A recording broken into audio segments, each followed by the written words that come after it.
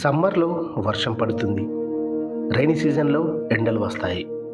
ఇది weather confusion కాదు, లేక దానికి రీజన్ ఉందా? ఒకప్పుడు సీజన్స్ చాలా క్లియర్గా ఉండేవి. సమ్మర్ అంటే ఎండలు, రైనీ అంటే వర్షాలు. నేచర్ బ్యాలెన్స్లో ఉండేది. చేంజెస్ చాలా తక్కువగా ఉండేవి. ఇప్పుడు సీజన్స్ మిక్స్ అవుతున్నాయి. సమ్మర్లో సడన్ రైన్స్, వర్షాకాలంలో కూడా హీట్స్. క్లైమేట్ చేంజ్, పొల్యూషన్, మన చర్యల వల్ల నేచర్ బ్యాలెన్స్ డిస్టర్బ్ అవుతుంది. ఇలానే కొనసాగితే సీజన్స్ పూర్తిగా అన్ప్రెడిక్టబుల్ అవుతాయి. వెదర్ ఇంకా కన్ఫ్యూజ్ చేస్తుంది. కానీ మనమే చేంజ్ అయితే నేచర్ కూడా స్లోగా రికవర్ అవుతుంది. ప్రకృతి మారడం కాదు, మనమే దాన్ని మార్చుతున్నాం. ఈరోజు చిన్న చేంజ్ చేసినా రేపు పెద్ద మార్పు వస్తుంది, కాదంటారా?